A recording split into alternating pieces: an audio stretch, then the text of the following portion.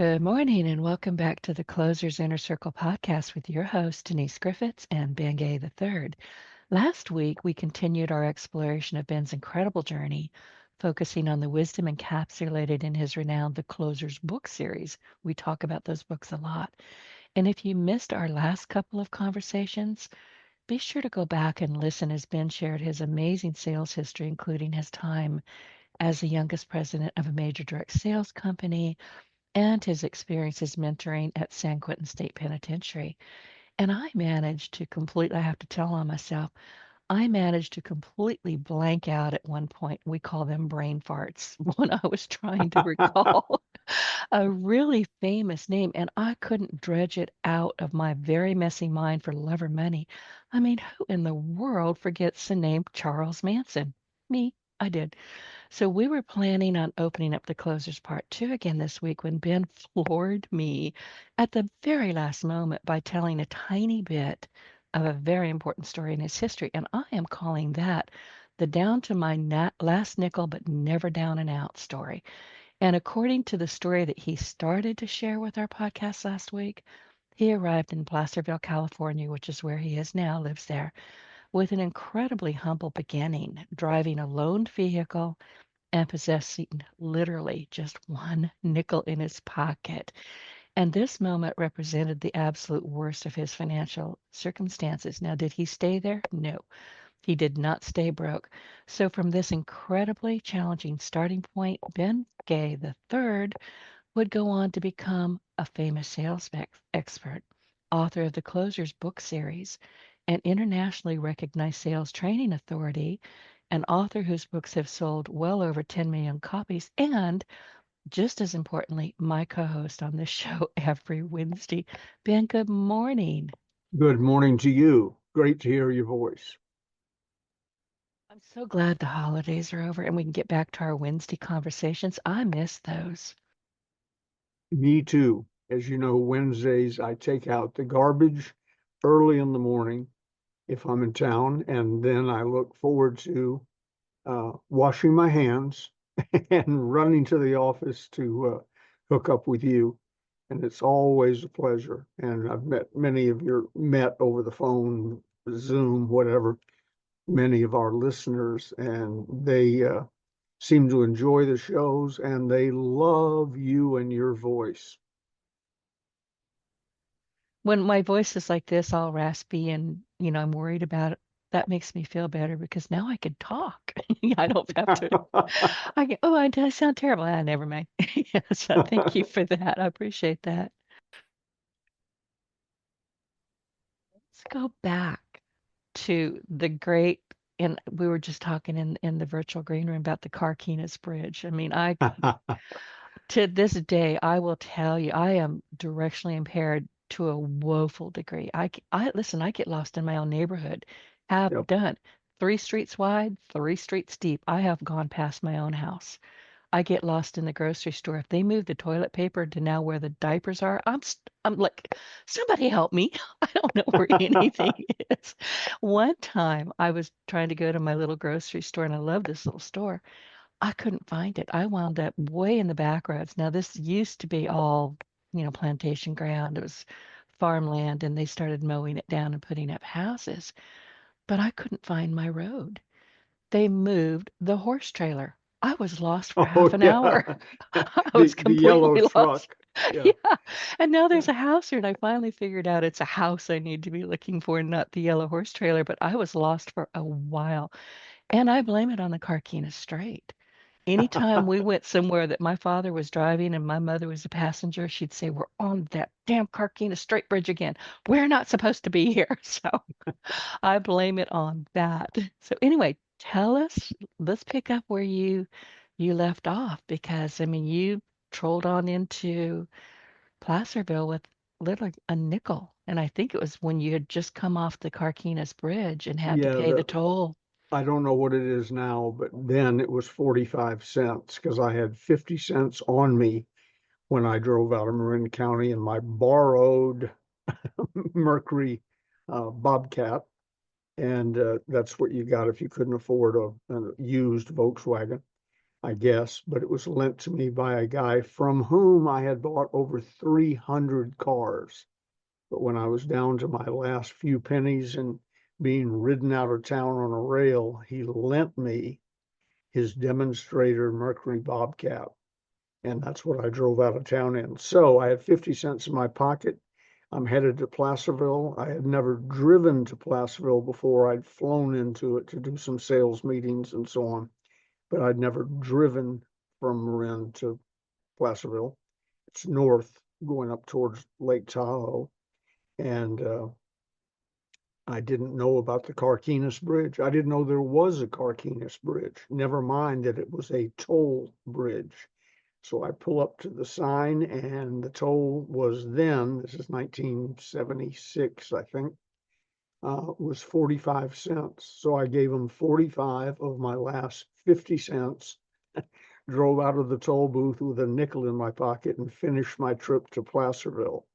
And I'd mentioned to you somewhere along in there, not on that trip, but in a conversation shortly before or after, my mother said, so what, where are you going to get a job or something like that? And I said, I'm not going to get a job. I've got a new idea. I'm going to start the toll-free answering service order taking business, what we went on to call a call center. And she said, have you ever thought about getting a job? And I said, not really. When I left Macy's as a kid in early 20s, I pretty much left the corporate world behind unless I was running a company for somebody. And she said, well, if times get really tough, give that some thought. Not knowing she was talking to a person who was hanging on literally to his last nickel. But we started the National Communications Center and turned it rather quickly into the largest answering service in the world. More importantly, the largest toll-free answering and order taking service in the world, with at any given time after we got up and running about 1,500 clients. And I remember a report one day, it may have been higher from time to time, but I remember a report one day that I saw and the number stuck in my head. We were taking an average that month of 86,000 phone calls a day, which was 86,000 more than the first few days when the phone didn't ring. When the phone finally rang, it startled me, literally scared me that somebody had dialed the number. So off we went and built a rather good sized business and started a whole industry. You wanted to know at the end of the last call, how did you do that on a nickel? Well, And I'm writing careful. down, I'm, scribbling, like, how did you publish the closer's book on a nickel with your that nickel went a long way. Yeah, it did, It but we already had the closers right. rights and a small amount of inventory. I bought the last 499 Oh. copies they had. So Oh, I remember although, you telling me that. Okay. yeah, Yeah. so I took those horrible copies, poorly printed, poorly, it hadn't been edited, it hadn't been rewritten yet. It was in horrible shape, but I had found great value in that book when I reviewed the only copy that they sold. They sold it to me, and I looked through it. And at first I was aggravated. Pages were falling out of it. And when I started reading it, poorly written misspellings and so on, I thought, God, this is horrible. But I read enough of it on an airplane flight from San Francisco to New York to know I had stumbled across the Dead Sea Scrolls of selling. So I bought the other 499 copies, and I had them in the back of the Mercury Bobcat when I pulled into Placerville. The I good didn't know news, that. yeah, the good news is I had done some sales training up here, so I was in the business community and had talked to some large organizations in the large, like the Rotary and the Chamber of Commerce and so on, when I was up and running. And so I was not totally unknown in the business world. So I walked into several businesses. Oh, and meanwhile, because I was known and known to be successful, I said to the realtor, an old friend of mine now gone, Jan Dowen was her name. I said, as you know, I'm moving up from rent and the bank accounts are being transferred and I need to know where to bank, give me some advice and so on. All that was a subterfuge so I could explain why I wouldn't be able to give her a check Right. to lease the Subterfuge, that's house. a good word. Okay, got it. I'm writing that down. So it was understandable why she would say to the owner of the little house we rented, uh, he's, I assume she said, he's a rich guy, don't worry about it, but it'll probably be, he said, a few weeks before he has financial affairs. So you can take him or he'll go get some other place.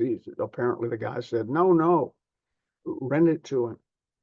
So we got a house, still had my nickel in my pocket. And I then keep going back to that nickel. Do you still have it?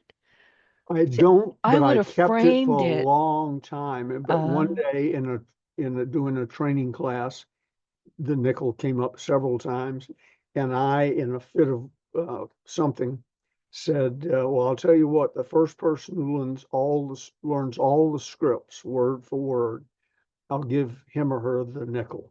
And somebody did. His name was Don Whitehead, a famous attorney from Washington, D.C. He ah, did, and he got the nickel. I've since thought of replacing. I even got a nickel one time and put it in my pocket so I could still say I had the nickel. And I went to show it to somebody, and they said, "When did you move up here?"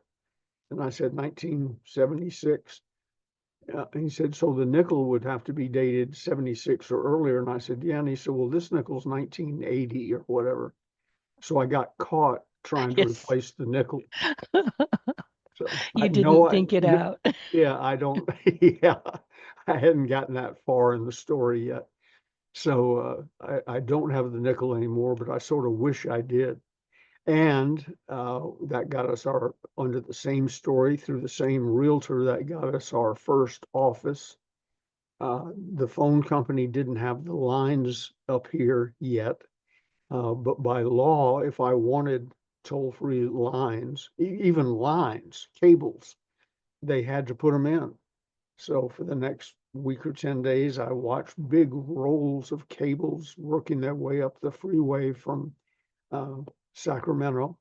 And there are people here in this area who still thank me because they remember the days when their idea of a party line was a cord running out of their neighbor's house, out the window, across the yard, into their window. There weren't enough phone lines for the area. And we caused them to do that All right. Now, are you because, talking about a T1 cable? Is that what I'm thinking? well, they called it a pair. I, Oh, what little I know about phone lines and so on, it was called a pair. Excuse me. And they didn't have any. But the theory was, since I'd ordered, I think, 10 lines, since they were doing 10 lines, somebody was smart enough to say, well, why don't we put in the big cables and run 100 up there, which we should have done before. So the whole area, their phone shortage was lightened. I got 10 lines, and which is probably 9 more than we needed, but I figured the business is going to grow, or I'm not going to have a nickel to get back to Marin County over the 45-cent bridge. So that's how we got started. I talked my way into a house without a down payment, first, last, or anything was rented, and then talked my way again through the same lady into renting the office. And she went to the landlord who had a vet practice next door and said, Dr. Biker, you're going to love this. This guy's going to build a huge business. It's going to be right here in your building. You'll wind up taking up both floors, every office. And he said, well, okay. And so he let us in without anything down. And we were sort of, and the phone companies running lines up the hill. So I think it was June 15th, 1976, if I'm not mistaken, the phone rang for the first time, totally financed with a nickel. And then, this isn't really part of the story, might even take some of the edge off, but in California, we have homestead laws so that you don't lose everything when your house is foreclosed on and so on. So about 5 months after I got here, my realtor in Marin County called and he said, I've got your homestead money. And I said, I don't, what is homestead money? He said, well, that's I think it was $30,000 or $35,000 that's protected from your equity. And I have it here. I said, you're kidding me. He said, no. I said, I will come get it. Can you put it in cash? Since I didn't have a bank account or anything, or any money to open one. And he said, yeah. So I drove down, picked up, we'll say it was 35,000. That's close. Put it in my empty Hartman briefcase. I had nothing to put in the briefcase anymore and drove it back to Placerville. Then I went into the bank and I said to the guy John Sarlo, one of my victims, nobody was hurt, but I mean, people that I talked into doing things where if they'd known the whole story, they probably wouldn't have. Said to John Sarlo, I'm going to be moving some money up here and I need some advice. And I clicked open the Hartman and there laid $35,000 in $100 bills, exactly 35,000 more than I'd driven into town with. And I saw his eye. He was a banker, but branch banks, they don't have $35,000. He said, well, let's at least get your accounts open. So I pulled out 500 and I said, there's my personal check and so on. And we had suddenly a banking relationship, and in a small town, word spread. That guy who's opened the new business, who's starting to employ people here, is onto something, and he carries around briefcases of $100 bills. A You're little lucky bit you of didn't get mugged or thrown in jail for drug yeah, trafficking. yeah. That would not fly these days. Cute little story in there. My first wife, I didn't know Gigi at this point, and my first wife has since passed away. But a guy who became a dear friend and worked for me and catered all of our seminars, Elmo Eck, owned Elmo's Pizza. He called me one day, and I don't think I'd ever met him uh, before. And he said, Ben Gay, this is Elmo Eck. I said, I'm glad to hear from you. He said, I got a problem. I said, what's that? And he said, I've got a bounce check here from you. And I said, I've never been in there. He said, no, your wife signed it. I said, oh, I'm so sorry. How much is it for? And he said, $12. And I said, I'll be right over, because by then we'd sold a few books and so on. And I redeemed the $12 check. When I next saw Marcia that night at dinner, I said, honey, you can't write a check to somebody, out of that account or any account. She said, oh, it was only $12. She had come from a 6,000 square foot mansion in Marin County on top of a mountain with Cadillacs and Lincolns and Corvettes in the driveway. And the fact that we had no money had not sunk in. It's only $12. And so I had to sit down with a legal pad and show her the difference between $12 and 5 cents. And finally it sunk in. But we Yeah. got our feet up under us and took off, and rather quickly, I'd say within a couple of years, we were the largest private employer in El Dorado County, had 150 operators at any given time, all four shifts, but 150 operators, 1,500 corporate clients, 86,000 phone calls a day, and we were rolling again. So that's how you rent a place and start a business on a nickel. Not these days. Well, maybe if you Well, if you're these really, days, really good, but yeah, you did these have the days background. The people knew you. I mean, that helped. you had some support. You had, a background. Without that, that nickel wouldn't get you anywhere but sitting out on the curb asking for the other $5 so you buy yourself a cup of coffee. You know, I would have figured out some other way, but yeah, it, right. it did help that they had known me uh, in a different era and didn't know that era had come to an end. That was, yeah. And I did some seminars for them again within a month or so. I was giving talks and so on. But I'll tell you what, I had never lived before. If we hadn't brought food with us in a cooler out of the refrigerator in Marin County, I literally don't know what we would have done. I'd have figured out something, but uh, land in town with a nickel in a borrowed car and no money and no food, that's an attention getter. So, It is, and I've got a couple of questions for it because one is why Placerville? I mean, it's a lovely town. I've been oh, there. It's a gorgeous little town, but why there? good point. As we were going down the chute, and I had come up here right down the road is a little development called Cameron Park, and it was one of the I think it was the first fly-in community in the United States. By fly-in, I mean the main road right down the middle of the development is actually a runway, a car lane on the right, a car lane on the left, but in the middle, clearly marked so you can see it from the air, is a runway. So you land on its Boeing Drive, sort of clever. You land on Boeing Drive and then taxi up to your house, and all the houses in that development had the garage. You parked under the wing of your plane because the garage was wide enough to take a small private airplane. Uh, One of Marcia's dear friends was a lady named Ray Robertson. She was a friend of Amelia Earhart. She was a founding member of the 49ers, which was a flying club for women. I don't know if they're still in business or not. And I hired Ray to be the pilot. We called her the co-pilot, but Marcia had only sold about 2 weeks before. We stuck her in the Powder Puff Derby as a publicity stunt, and that was a flight from somewhere in California to Latrobe, Pennsylvania.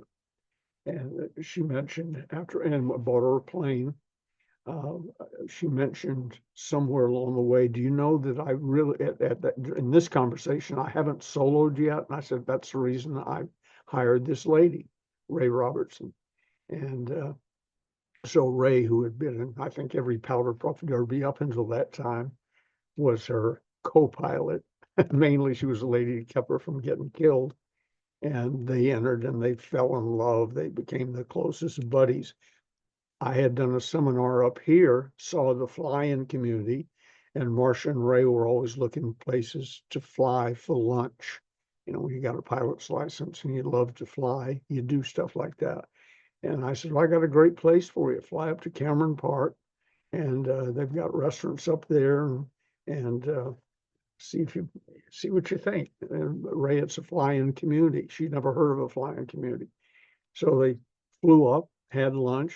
I had a friend of mine take them on the tour. And by the time they were done, Ray bought a building lot right on the end of Bowling Drive on the long runway wide street, and had her husband, Jerry, build her a house, or build them a house from the ground up. So when we're shooting down the toilet and I'm starting a new business instead of getting a job, I wanted to go up to the Sea Ranch, which is a story unto itself. Look it up on your Google, folks. It's really spectacular. Right on the coast. And a good friend of mine, one of my fellow students and clients, was the top salesman up there, and I fell in love with it. So I wanted to locate the National Communication Center at the Sea Ranch. I said, Marcia, how do you feel about that? She said, well, we don't know anybody there, and it's out in the middle of nowhere. And they would fly into Marin County, where most of the people kept a backup car at Noss Field, get in it, do their grocery shopping, and fly back. There was no place at the Sea Ranch for normal activities. So uh, I'm pitching the Sea Ranch, and Marcia, as lightly as she could, was saying, I'd rather not. I said, well, where do you want to put the business? And she said, in the Placerville, Cameron Park area, so I can be near Ray. She was running out of patience and faith in me, and I, at the time, fully understood that. So we came to Placerville to make Marcia happy and near Ray. So it's funny how life works. You know, I didn't know where Placerville was 6 months before living here and starting a business, wanted to go somewhere else. And now, because Gigi's family's been here 100 years, everybody that I personally know that I haven't met in business, and I don't do business locally. I don't take any local clients and all. I want to be able to wander around in very casual clothing and not be bugged. So, uh, but Gigi's family's been here 100 years. So everybody I know is either related to Gigi or has known the Ronzoni family for the past 100 years and so on. So there's nothing that's going to get me out of Placerville. I would just not do that to a woman or anybody else. So we're here for good, as accidental as it was that we landed here. It was just to make Marcia happy 40 years or 40 plus years ago. That's the way to do it. My other question, I've been scribbling like crazy while you're talking. You talked about the loaner car the last time we were here, and then you spoke about it again. And you mentioned with what I perceived with a bit of an edge in your voice because this guy you'd sent him a lot of business, and he loaned you an old junky car. What was that all about? I think it was that he knew, foreclosure notices go in the paper. Yeah, He, but still, I well, think yeah, he well, owed you. yeah, that's loyalty and so on. However, I went on to buy and or lease, mainly to give away as prizes, another 300 cars once we got up in this area from a Cadillac dealer in Sacramento. And I could have done that with him by phone. I rarely went into his dealership, called up and said, "Hi, we just gave away 48 Lincolns. Here's the colors we want, da da da." And we did business that way. I could have made that same call from up here and ordered the next 300 luxury cars, but I didn't because he lent me a used Mercury And Bobcat. All I these years later, remember him. I'm a Yeah, I little. remember his story, but I kept hearing that little tight edge in your voice. I thought, okay, there's a story there. I was offended on your behalf. What do you mean he loaned you a car? I mean, I was already ticked off anyway. Well, it's amazing what the coming and going of money will do. I had dear friends who were with me right to the end through and are still with me. My financial advisor, P. Michael Hunt, if I'd listened to him, none of that would have happened. But he went to the auction, the foreclosure auction, with a certified check in his pocket to buy the house and save it for me. Um, and during a couple of other rough times, he paid the tuition for my oldest boy, Ben the fourth, to go to college for a couple of years when we were down and out, and I was a guest of the federal government, which we talked about last time. That type of friend, if I'd call and ask him for a car, he would have given me his. But with Herc at Marin Bay Lincoln Mercury, they're out of business now. With Herc, it was, I guess, all business, had nothing to do with loyalty. Yeah, The 300 cars I'd already bought or leased from him. And strictly transactional. That's not a yeah, and friend. yeah, and I think he must have thought I wasn't coming back from that. That maybe there wouldn't be another 300 cars. But the new deluge of luxury automobiles started within a year. Top distributors for the answering service, salespeople for the answering service, marketing reps in-house. Uh, I'm big on motivation and so on. Rather quickly, they were earning Lincolns and Cadillacs, and uh, one guy got a Corvette. That wasn't on the list, but he knew that I loved the Corvette I'd had. So he got one, he even got it in the same color, my old Corvette. Last time I saw it, it was being towed down the driveway in Marin on the back of a tow truck, but Wow. he wanted the same color. So her earned 300 cars and missed the next 300 cars. And the breaking point was a 2-year-old beat up because they uses a loaner car, Mercury Bobcat. I haven't seen one in years, but if I did, I'd spit on it. I don't even know what it is, but I know you have mentioned this, that, you had two different dealers that you worked with. And I had never had the good sense enough to say, well, why two? I just assumed, and you know what happens when you assume. I just assumed it was because you had relocated and you found somebody local, which you That, did. But yeah, the well, the that that's what rest of the made it story, possible. Yeah. right, right. I But didn't know I that. ordered the first 48 Lincolns we gave away by phone called Herc up, said, you know that Lincoln I have? Yeah, I want 48 more of those and I'll get you the shipping addresses. So, uh, and I was 2 blocks from his dealership. Our office was 2 blocks from his dealership. So it's not that we couldn't have transacted all 600 cars with him, but a Mercury Bobcat raised its ugly head, and I wouldn't wet on him if he were on fire. I think he's dead now, but whatever. Wow. Yeah, that's a shame because I mean, when you come across people who they deal with you fair and square for the most part, but then you understand that it was strictly transactional, that they have no real loyalty to you or no real care for your well-being. I don't know. Time to cut them out of your life. Well, you have to generally go through some problem to discover which ones are which. But they'll reveal themselves quickly. And I've been blessed with a lot of wonderful friends who were with me the whole time, uh, some financially, others morally and motivationally, and so on.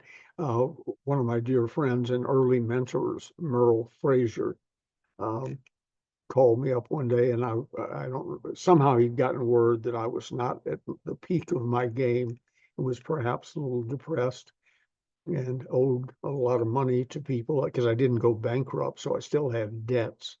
And he called me up from Jackson, Mississippi, and with his heavy Southern accent, he said, "Ben, I just want to tell you one thing."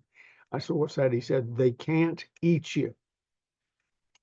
I said, "Well, I guess, I guess that is comforting. You know, I didn't know what the end was going to look like, but it won't be involved. I won't be involved in death by Cannibalism. Right. cannibalism."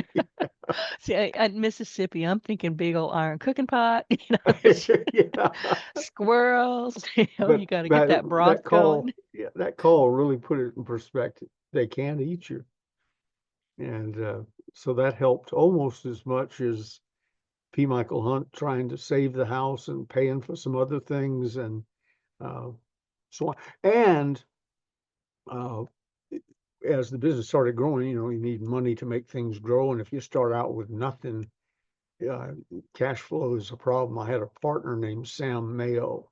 He's a wannabe mafia guy. He's dead now, but he put honor and so on high on his list. So at some point, he was going to step in and finance the expansion of NCC and the new company, newer, we started National Toll-Free Marketing to market products. And so I went into his office in San Leandro one day to not pick up a check, but you know, to see where we were in this expansion mode of financing. And he knew everything. There was no hiding it from him. And I walked in, he was white as a sheet sitting behind his desk. And he's, you know, the big heavy set Italian with the dyed black hair, looks like a Mhm. raven when he gets out in the sun. Oh, And so I wasn't used to seeing him white. And he looked like his best friend had died. Well, it turned out sort of he had. The Bevilacqua brothers owned, I think it was called State First State Bank or First State Bank of San Jose, something like that. His office was in it, in the bank building. So I walked in, I said, "Sam, what's wrong?"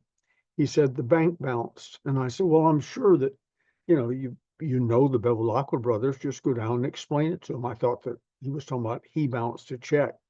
He meant the federal regulators had walked in that morning and seized the bank. So he meant it when he said the bank bounced. oh Well, my. the bank bouncing, because he used the Bevilacqua brothers like a piggy bank. The bank bouncing might have affected our expansion money. I I assumed at the time, and looking back, I know it did. And so I said, drawing on here's a sales tip for you guys, ladies and guys. I drew on what I knew about him, sales infiltration. Sam Mayo considered his honor, even if it was for something bad, you know, if he promised he was going to kill somebody, they were dead. you know, uh, so his honor was everything to him. He was an old Sicilian, or old to me at the time, but an old Sicilian. And I said, "Well, Sam, I promised to handle it. I didn't wait for any details. I didn't want to hear them and get sucked up in the problem. I said, I promise to handle the sales and marketing, and I will.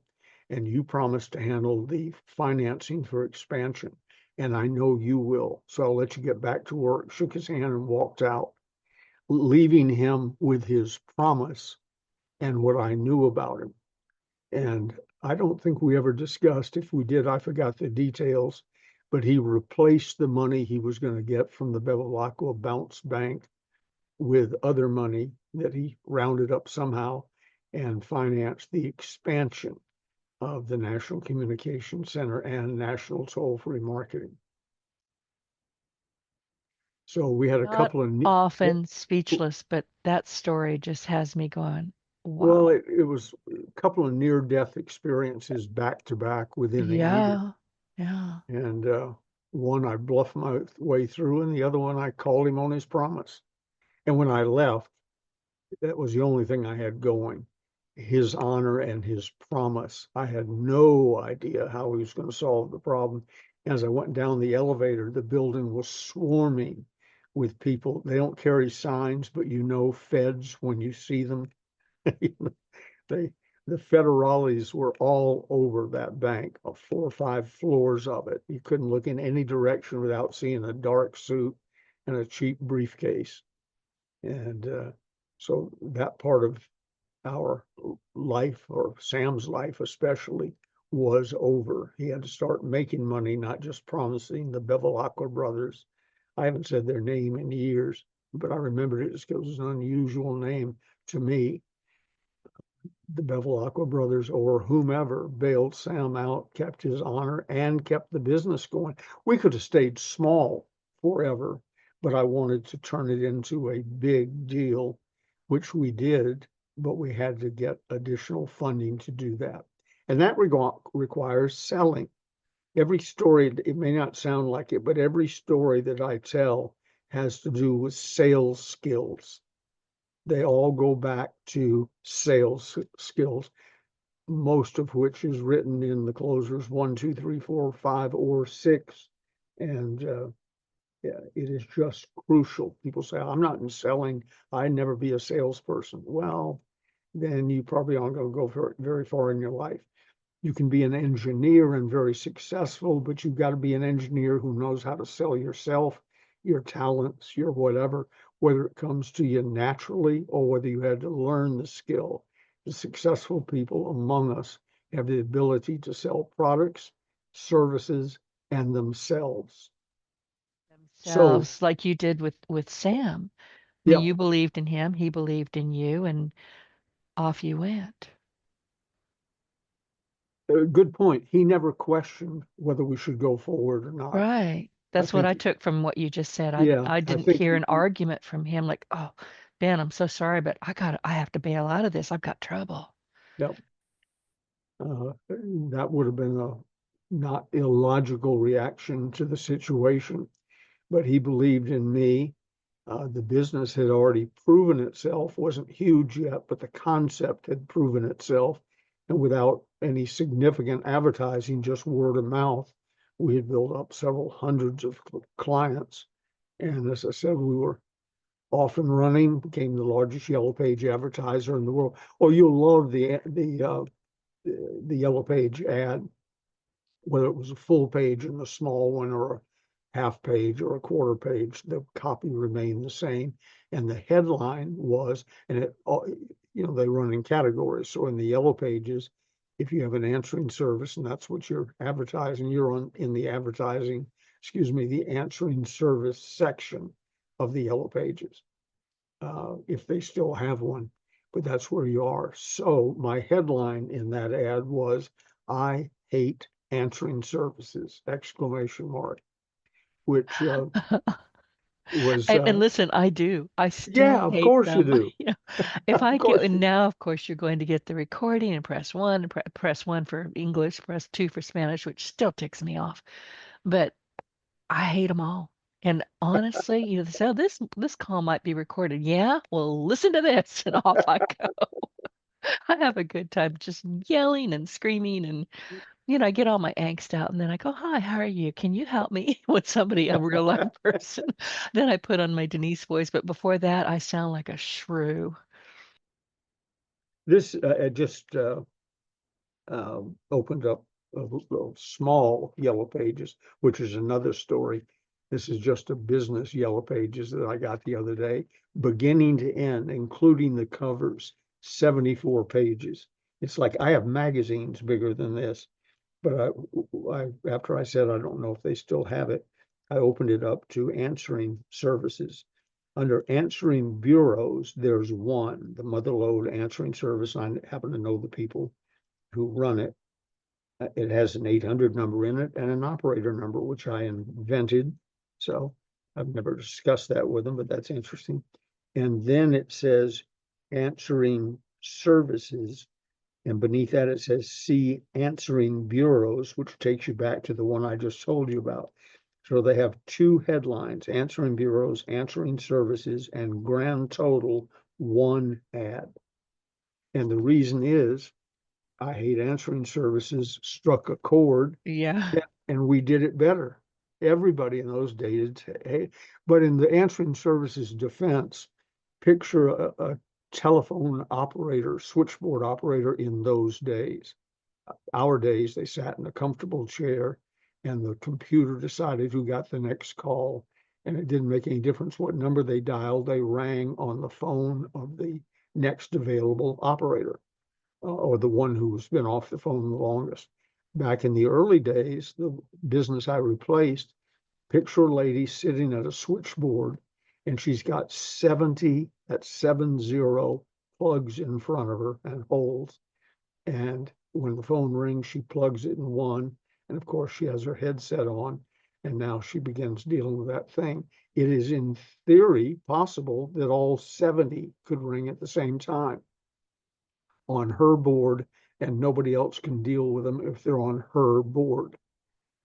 So it was a industry ripe for the picking. No kidding. Yeah, And I came you along. mentioned, I'm sorry, you mentioned Yeah. these, I'm having these flashbacks. You mentioned the yellow page books, and it just occurred to me that for years, a big old fat short yellow page book would land right in the middle of my driveway. It's like, really? I'm going to run over that, and I'm going to do it on purpose. But, it would land there and I would pick it up and throw it in the trash because what are you going to do with it? Nobody needed it. And the last time I saw one, and now I don't even know how many years ago this was, I caught the guy that was getting ready to toss it in my driveway. I said, "Hey, hey, hey, hold on." And I said, "Listen, just take it back with you." I don't, he said, "I have to." I said, "No, you really don't. Take it back with you. It's just trash. I hate to, I hate to throw away that much paper, but I don't want it. And I really want you guys to take this address off of your list." He tried to argue with me. He said, "No, you really need this." I said, "I really don't. And if you don't take it, I'm going to walk over to your vehicle and toss it back in the window. So you have an option here." He took it because I mean, I really was going to chuck it at him. I'd quit throwing that. It's spam. It's trash. Quit throwing that trash in my yard. Some of my clients over the years, the most successful ones were Yellow Page salespeople. They made an enormous amount of money and they Right. just went business to business to business. And everybody had a Yellow Page ad or listing. So their job really was upselling. You're already in the Yellow Pages, you're just not effective. Uh, but those days are over. I'm telling you, I hadn't looked at the number of pages till we started talking moments ago, but 74 pages, front cover, back cover, and all text. And the Yellow Pages and white listings, white pages, 20 before the Yellow Pages start. So it has really, I mean, the whole industry has gone away. Yeah, as it should have, really. And when I started building websites back in 2000, 2001, Yellow Pages were a big selling point. Not then, it was a few years later, but if somebody, I would talk with somebody, so, well, you need a website. Oh, um, some people came by my store and they're going to put it in there and it's going to be in the Yellow Pages. And I would just say, call me in 3 months because it's going to be gone. Yeah. Just here you go. Here's my card. Give me a call when that all goes to heaven. And they'd call me and say, well, how did you know? I tried to tell you, but you were locked in. So, what happened, as far as I could tell, that these salespeople, they worked for the radio and they worked for TV, and they didn't care. They were just out there to, get those things sold, get those spots sold, and they always move around. I mean, Yep. I would run into the same people working for a different company 3 months down the road and say, well, what happened to your client? I don't know. They didn't care. So I picked up a lot of people by going, call me in 3 months, and they would. There are a It was couple of it was such industries a like that. racket. It was a huge racket, and they may still be doing it. I don't know. There are a couple of industries now, I won't mention them because they're not dead yet, but they have their problems, which remind me of the Yellow Pages. When somebody orders some books from one of those companies, I tell our people, we ship everything that comes in by 2 o'clock in the afternoon. It goes out that day, Monday through Friday, and sometimes Saturday. So we already give sudden service, but I always laugh and say, get that out when they're in that industry, one of those industries, that get that order out quick. And I said, oh, they're doing a sales meeting. I said, no, I wanted to get the books in their hands before they quit so they can take them to their next job Right, because they're not right. going to be there long. And the Yellow Page, I haven't met a Yellow Page person in a long time. I don't have any clients that sell it. Everybody I knew is dead or retired. Funny thing about the I hate answering services ad, one of the best ads I've ever written, clumsy but effective, which is how you tell a good ad. Um, I could tell each company, Yellow Page publisher around the country, would send me a notice that the book was published and out, and then send me a copy of the book, that town's or area's Yellow Page book. But what they didn't know was I always knew days before that, sometimes a week or two ahead of that, because the first call, let's say we're talking about Columbus, Ohio, the first call I would get when a new book came out was somebody that owned one of the Columbus, Ohio answering services. And when the book arrived, they of course do what everybody does. They flip through to see what their ad looks like. And when they got to the answering service section, the first thing they saw, always the biggest ad or as big as any ad, was "I hate answering services!" exclamation mark. And telling them the solution to their problem. And the phone would ring. I'm so and so, Columbus, Ohio. And I said, did the Yellow Pages just come out? How do you know that? Yep. Because I always get a call from an answering service owner when the Yellow Pages come out. Because I bet you don't like our ad. No, why would you say you hate answering services? I said, I don't. I own the largest one in the country. Now, if it was a few months in, but your clients hate you and your service, and you ought to take this as a warning. Shift, do what I'm doing. Become a client of mine and see how we treat you and how quickly we treat you, because we're time sharing, like in the vacation ownership business, we're time sharing lines, we're time sharing people, and so on. So we can get, I forget what our figures were, but we can get 95% of all calls on the second ring, before or after the second ring. So once you go into your call room and see how long it takes, and find one that's ringing and just stare at it for a while. Because, if it was one of those poor ladies with 70 plus, oh, and the other thing is at night when the shifts cut down, and you don't have everybody on every station filled. So let's say at 8 o'clock at night, your local time, everybody's gone home but one operator. So she now must put on her roller skates because she has 70 calls on each switchboard, 70 potential calls on each switchboard. Now, it's not going to happen to her, but she does have to run up and down the phone banks with a little plug in her hand. And there's no way she can keep track of what is really the next call. No one that I know is that smart. You got a bunch of ringing phones, stick it in one and make it shut up, was the science behind it. Well, we knew how long you'd been on the line, how long the operator had been available to take a call. We knew the traffic service factor. That was the length of time from when he or she answered the phone till they hung up, having taken a message or an order. Guess what our traffic service time was? 57 seconds. Average out. Some were 10 minutes and some were hello, no, thank you, bye. But 57 seconds was how long it took. Think back to the days when you had an old fashioned answering service. 50, they wouldn't know what you were talking about if you said 57 seconds. They've been on hold or they've been listening to a Yep. ringing phone for 10 minutes. Yeah, been there, done that. So what I'm hearing from you, Ben, is that you were convincing people to outsource to you before that was a thing. Yes. Well, good for you. Yeah. I didn't know the term outsource, but yeah. Might have And that invented came, it. You didn't that even came, know it. yeah. Well, there's lots of things I've invented. Somebody told me the other day that they use the let's see, the LT, like trust, people buy from people, the K, WL, whatever system. And I said, what's that? I said, I don't like admitting that I don't know things in the sales world. It's sort of embarrassing after all these years. But what's the K, whatever, KL something system? And they said, oh, yes, you should learn it. It's the know, like, trust system.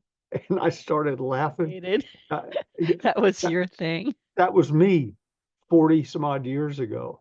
I didn't know they reduced it to an acronym and sold it as a service. And then Rob Anspach and I have since added to it. I was talking to him one day and he gave me a great phrase. So now it's know, like, trust, and with whom you feel safe. If you can fit those four categories into your persona and your presentation, assuming you got a quality product that's competitively priced, you're just taking orders. I have bragged about my closing rate, 86% for years. It's hovered right around there. The closing rate in the phone room with 150 at any given time, but 150 telereps was right at 100%. Phone rang, we made a sale. And the reason was they were phoning in instead of us making cold calls out. That's marketing, not selling at that point. And then the selling came in with a script. We couldn't control the quality of the product and frankly didn't care. We were an answering service. But the script was the way we handled the call. We answered it quickly. We had a short script to respond to whoever you were, whatever company you were calling, because we had operator numbers, asked for operator number 12. So as soon as we answered in less than 3 rings, 2 usually, uh, operator 12, please. This is operator 12. And he or she read the script that in those days was in a book in front of her that looked like a Sears catalog on a stand, because all she had to do was flip to 12 and start reading. So we handled the call quickly. We hoped our customers were selling quality products that were competitively priced. We were dealing with incoming calls, which means we didn't have to gin up interest. They already had it ginned up by whatever they had seen. They were pre-qualified. They knew exactly Yeah, what they were asking for. yeah. Unless they were lonely, you could count on the calls. So it was a virtually perfect business. Unfortunately, and far more effective than the artificial intelligence recorded call things, which if I walk in an office, I can tell that they've gotten one of those because they're yelling at a computer recording. No, I want so and Say it ain't so. so. I think honestly, if anybody ever actually did record me just giving them hell, I, Yeah. I'd have to hang my head in shame. I really would. I told you Gigi was talking to somebody the other day, and I heard a tone in her voice that I've never heard before. It was sort of scary when you're married to one of the sweetest people on the planet, but she was dealing with AI and some computer problem, and it wasn't answering her questions. And I looked up, and then she got louder and madder. And I've been with her over 30 years, and I thought maybe I should leave the room before she turns that wrath on me. Well, you'd have never gotten that at the National Communication Center. It was virtually the perfect business created out of thin air and a nickel. I was going to bring up that nickel. I wonder if it's time to bring that back. It's just, yeah, we can do a lot of things automatically. We can do an awful lot with AI, but is it always the best way? Sometimes going back a little bit to the old-fashioned way is not a bad idea. Yeah, and one mistake they've made, even where they have live operators, our local hospital has live operators. So if I call my doctor, I go to a live operator. I know the office well enough to know there's no one in there answering incoming calls. So they've hired live ones. But now you hear the dog in the background and occasionally the screaming kid because they're all operating out of their houses. Call AT&T. And Yeah, not only can you not understand a word they're saying because they're probably in the Philippines, but you can hear the kids screaming and the dogs. And uh, yeah. I will say very politely, can I speak to somebody in America? Oh, I speak English. No, no, you No, don't. you Can I think you speak? Yeah. you think you do. And God bless you for trying, but I don't have time to play with this. Can I speak to an American? They don't like that. And I don't blame them because, I I mean, don't they're blame them at speaking all. more than one language. I can't. I can speak some French or understand some French. And my French is not to be said in public. Trust me on this. But there's, God bless them. They speak more languages than we do, but we can't always understand them. So, and I I've really had, don't want to hear the dog screaming. I really don't. Or the kids like, "Oh my God, put it and outside." they missed the excitement and the team thing of having them all in one room.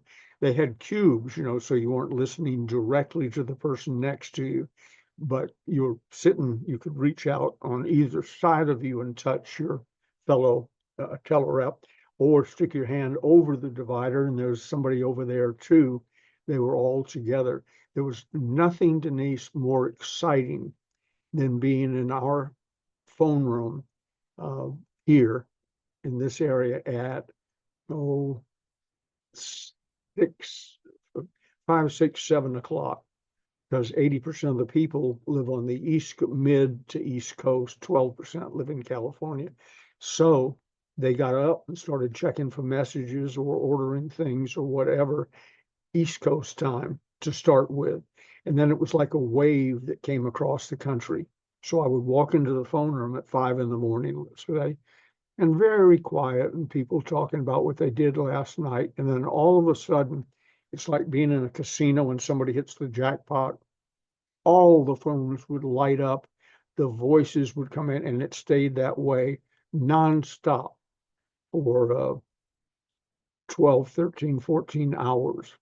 And it was just so exciting. I haven't felt that uh, thrill, the exhilaration, short of standing in front of 20,000 people and having said something semi-profound and they give you a standing ovation.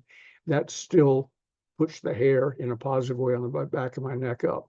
But my positive memories from running a business was the National Communication Center at 5 o'clock in the morning Pacific time. It was really something. I'm so glad you said that because people think, "Oh, geez, it's just a call center." Meh, meh, meh, meh. But it's a people-centered Mm-hmm. business, which, Yep. knowing you want to be around people, you want to help people, and you're helping people with the phones, you're helping people that are employed by you. I can see why that would be very exciting for you. Yeah, And your nickel. I had my, and my nickel, I had my ceremonial office, the big office with the big desk and all upstairs where I pretty much did my work.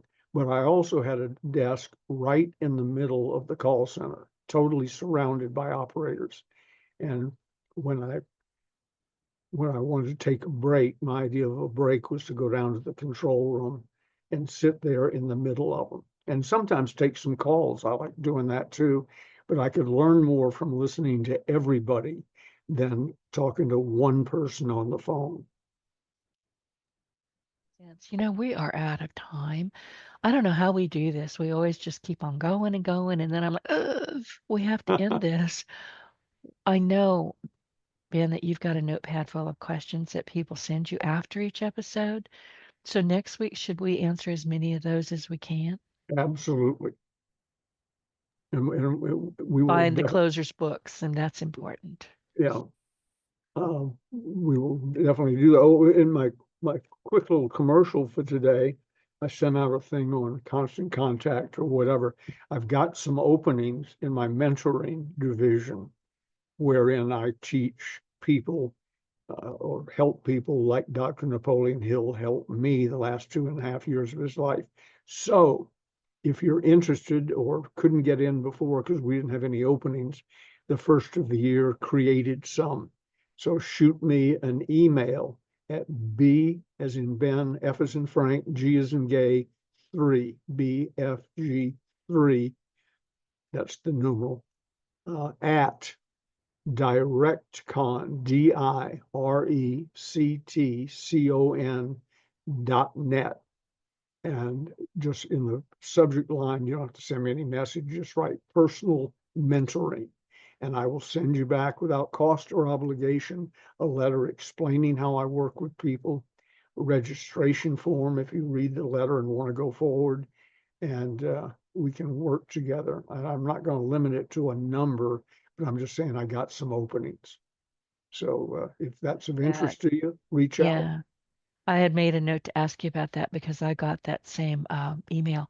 Where can people find the closer's books? And what I'm going to tell y'all, this is why you need to have these because Ben and I open up each Wednesday and we're opening the closers part two, but we'll work our way to closers part one and eventually the closers part four, which I am Oh, building. let's see. Is there a closer's part four?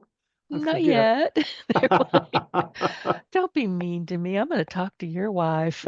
No, no, I'm It's sorry. too late. But we've got a series. Ben has a series of these books, and we're going to work our way through them. So if you have questions, send them to us. We're going to answer them. But anyway, my point for that was you need the books to follow along with us. And where you can get them, to answer your question, is stores, STORES, at directcon. Oh, excuse me, I'm sorry. Stores, I was going to jump in and finish it myself. yeah, Keep going. eBay, uh, stores.ebay.com /Ronzoni Books, RONZONEBOOKS. Best pricing, free shipping, which I don't even offer, and you avoid the hassle of Amazon, which is currently going through something I don't understand, but they screw up many, many orders. I don't want your order for the book screwed up. So stores.ebay.com /Ronzoni Books, and we'll get them out to you the same day you order. And to our audience, and I hate to have to end this, but we always run out of time. Ben and I want to express our heartfelt gratitude for being part of our incredible podcast journey. Your support, engagement, and commitment to growth and sales means everything to us, and we do want to hear from you. So please send us your burning questions about sales strategies, marketing techniques, podcasting insights, business growth challenges, and honestly, anything else you'd like us to help you with. Drop your questions our way, and we will tackle them in our upcoming episodes.